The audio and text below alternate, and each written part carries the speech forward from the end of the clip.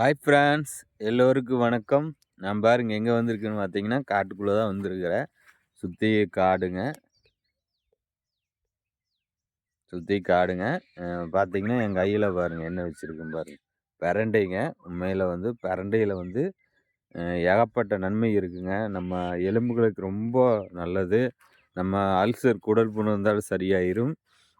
அப்போ இன்னும் பார்த்தீங்கன்னா, நல்லா பசி எடுக்கு. இந்த பிரண்டைய வந்து நெய்யில வணக்கி, நம்ம வந்து சட்னி பண்ணி சாப்பிட்டோம்னா ரொம்ப நல்லதுங்க. அதனால நான் காட்டுக்குள்ள இந்த மாரி பிரண்ட வந்து இயற்கையா தானா முளைக்கிறது வந்து நல்லா சத்து. நம்ம வீட்ல நம்ம இது வைக்கிறோம் கூட நம்ம தண்ணி ஊத்துவோம். ஆனா தண்ணி ஊத்தாத இந்த பிரண்ட வந்து பாருங்க எவ்வளோ பசுமையா கொழு கொழு கொழுன்னு வந்திருக்குது. பிரண்ட பொறிக்க தான் வந்தேங்க. ஏன்னா நான் இந்த மாரி தான் காட்டுக்குள்ள சுத்திக்கிட்டு இருந்தேங்க. மலங்காட்டுக்குள்ள, சத்தியமங்கலம் காட்டுக்குள்ள.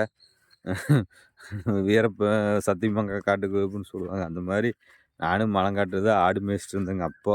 செம்பிலி ஆடு, மாடு எல்லாமே மேய்ச்சிட்டு இருந்தேன். எங்க ஊர் பார்த்தீங்கன்னா, கோபிச்செட்டிப்பாளையத்துல இருக்க தொரையம்பாளையம், புஞ்சை தொரையம்பாளையம். அங்க தான் வந்து நானு ஆடு மேய்ச்சிட்டு இருந்தேங்க. கிட்டத்தட்ட 30 வருஷத்துக்கு முன்ன. அந்த ஃபாரஸ்ட்குள்ள தான் ஆடு மேய்ச்சிட்டு இருந்தேன். இப்போலாம் வந்து அங்க போ முடியாதுங்க. என்னென்னு பார்த்தீங்கன்னா, அங்க ஏகப்பட்ட மிருகம் வந்து புலி, அப்புறம் சிறுத்தை, அப்புறம் யானை எல்லாமே மிருகம் அதிகமா இருக்கனால, அங்க போ முடியாது. அங்க மாதேஸ்வரன் கோயில் இருக்குது.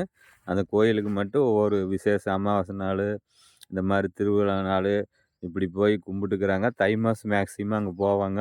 போயி இந்த நெல்லுலாம் அறுத்து, அந்த சாமிக்கு போய் பொங்க வச்சு படைச்சிட்டு கும்பிட்டு வருவாங்க. அப்பதான் தை மாசம் போவாங்க. அதுக்கு முன்னாடிலாம் போ முடியாது. அப்புறம் ஃபாரஸ்ட் அனுமதி அங்க வேணுங்க. இப்போலாம் வந்து ரொம்ப கெடுபிடி. கேமரா மாட்டியிருக்காங்க. அங்கேயெல்லாம் போய் காட்டுக்குள்ள நம்ம எங்க போ முடியாது. முன்னையெல்லாம் அப்படியெல்லாம் இல்லைங்க. எந்த கெடுபிடியும் இல்ல. நாங்க போவோம், சாமி கும்பிடுவோம். டெய்லியும் கூட கோயிலுக்கு போவோம். சாமி கும்பிடுவோம். நாங்க ஃபாரஸ்ட்டு சுத்துவோம். அங்க இருக்கிற கள்ளிப்பழமா சாப்பிடுவோம். கிலாக்காய் சாப்பிடுவோம். அப்புறம் இந்த சூரிப்பழம்பாங்க. சூரிப்பழம் சாப்பிடுவோம். காரப்பழம் சாப்பிடுவோம். நகாப்பழம் சாப்பிடுவோம். பேரண்டை, இலுவான்னு நெறையா ஒரு இது சாப்பிட்டு இருந்தா, என்னுடைய குழந்தைகளுக்கு அந்த பாக்கியம்லாம் கிடைக்கலைங்க. ஏன்னா, அது காலப்போக்குல எல்லாமே அழிஞ்சிருச்சுங்க. அந்த மாரி சுதந்திரமா முடியாது. நான் சிறு வயசுல விளையாண்ட விளையாட்டும் கூட, இப்போ விளையாட முடிய மாட்டேங்குது. ஏன்னா, அந்த அளவுக்கு இந்த மொபைல் ஃபோன் வந்ததுலேருந்து, அதையே குழந்தைங்க பார்க்குறாங்க. விளையாட்டுங்கிறத மறந்து போயிட்டாங்க. பழையபடிக்கு பழைய வாழ்க்கை திரும்பி வருமா? அது சந்தேகம் தாங்க. ஆனா, நம்ம நெனச்சா கண்டிப்பா வர வைக்கலாம். குழந்தைகள விளையாட விடுறது, எங்காச்சி வெளியில கூட்டிட்டு போறது, பார்க் கூட்டிட்டு போறது, இந்த மாரிலாம் செஞ்சோம்னா, கண்டிப்பா குழந்தைங்க பழையபடிக்கு நல்லா விளையாடுவாங்க. ஓடி ஓடி விளையாடுவாங்க. அந்த மாரி பழைய வாழ்க்கைய நம்ம குடுக்கோணும். இப்ப பாருங்க, பே பேக் கேம் இது ஃப்ரண்ட் கேமரா இப்ப காட்டுறேன் பாருங்க எப்படி இருக்குன்னு. பாருங்க. ஃபுல்லா பில்லு பாருங்க. எவ்வளோ பில்லுன்னு பாருங்க. முழங்கால் பில்லு இருக்குது. பாருங்க. பூரா புல்லு மொளச்சிருக்குங்க.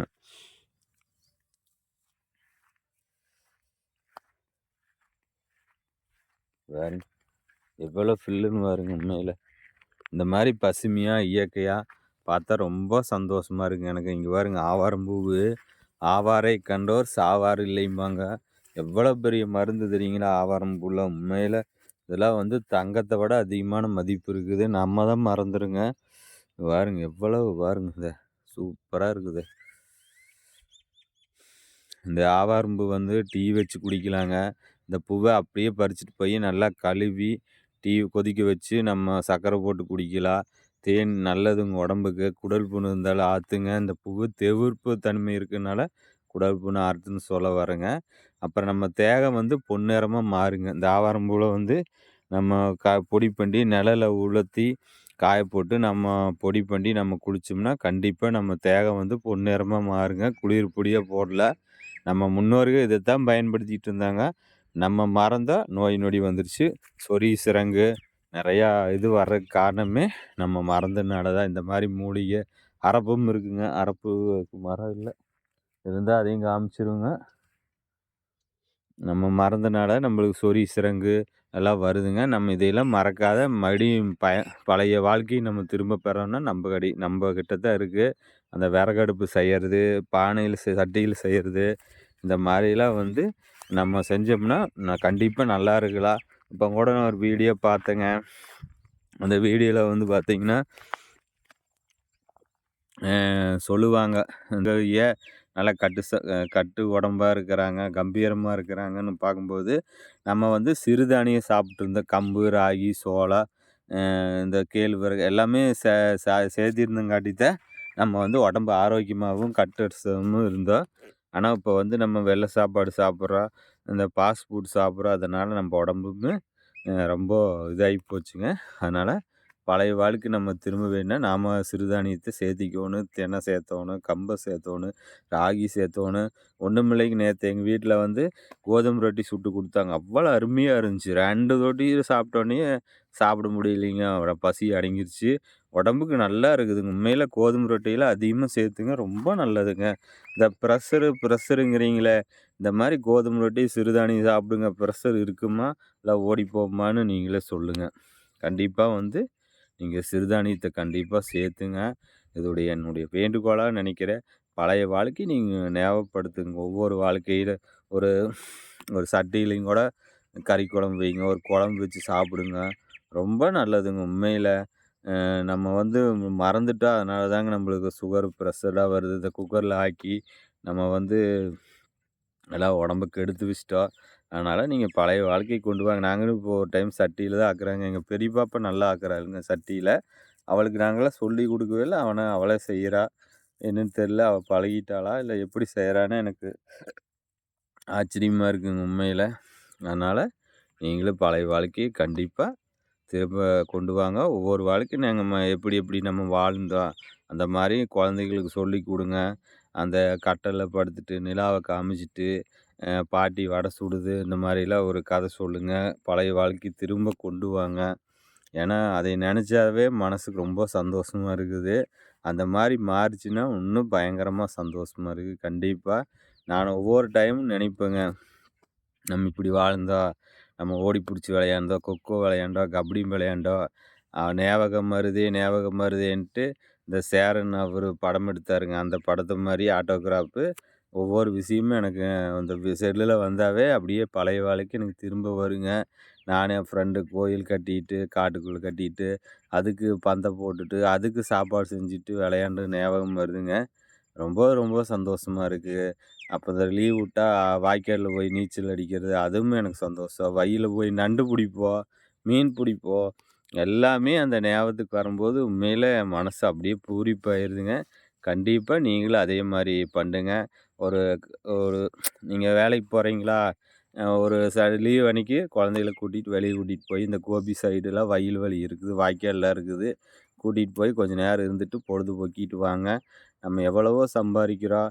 நம்ம மனசு நிம்மதி இல்லாத நம்ம ஒவ்வொரு விஷயமும் வந்து நம்ம பண்ணிட்டு இருக்கிற ஒரு பக்கம் போறதில்ல. எப்ப பாரு பணம், பணம், பணம்ன்ட்டு நம்ம பணத்த சம்பாரிச்சுட்டு ஓடிக்கிட்டு இருக்கோம். நம்ம மனசு ஆரோக்கியம், நம்ம உடம்பு ஆரோக்கியத்த நம்ம கவனிக்கிறதே இல்ல.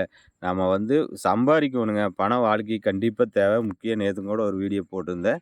கண்டிப்பா பணம் தேவை. அதுக்கு வேண்டி பணமே ஒரு வாழ்க்கை ஆகாது. நம்ம எவ்வளோ பிரச்சனை, எவ்வளோ கஷ்டம் வந்தாலும் கண்டிப்பா நம்ம வந்து சந்தோஷமா வாழுங்க.